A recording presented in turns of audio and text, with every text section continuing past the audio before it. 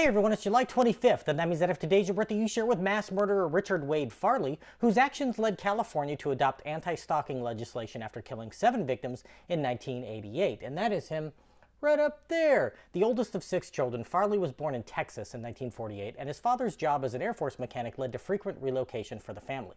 They settled in Petaluma, California, but Farley was always a loner, never close to his siblings or having many friends.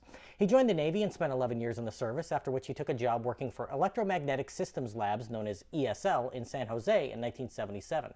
After 7 years on the job, Farley was an out-of-shape, middle-aged man with no friends and distant from his family, who collected power tools, weapons, and books about sex and violence. Sounds like a Redditor.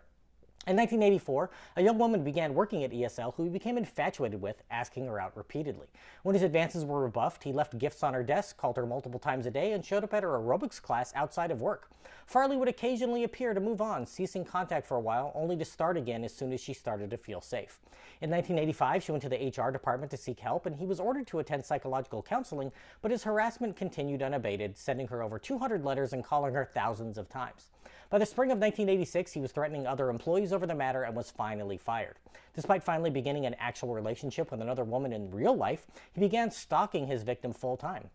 By 1987, he had spent all his money in pursuit of his victim, with his house in foreclosure, and he faced an IRS investigation for not paying his taxes. He told acquaintances that he wanted to shoot up the office, but no one took his threat seriously because it wasn't something Americans were expecting yet. His victim finally filed for a restraining order against Farley in 1988 after finding a package he left on her doorstep containing a copy of her house key, with a court date set for February 17th to determine if it should be granted. On February 9th, however, Farley purchased a shotgun and ammunition because restraining orders at that time didn't stop someone from doing so in California. 1 week later, Farley drove his motorhome to the office where he planned to shoot himself in front of her if she wouldn't rescind the restraining order.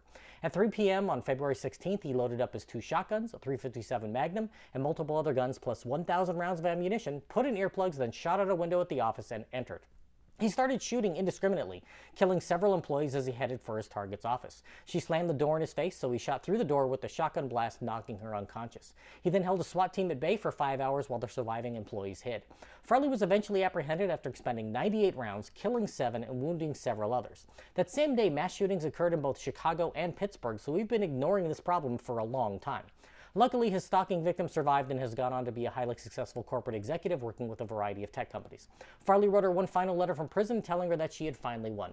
He currently sits on death row in San Quentin after being convicted of 7 counts of first-degree murder. If this is your birthday, I hope you have a great day. Leave me a comment so I can wish you a happy birthday. If you know someone's birthday it is today, send them this video so they can find out all about their birthday twin. And to Richard Wade Farley, I say, happy birthday, you bastard.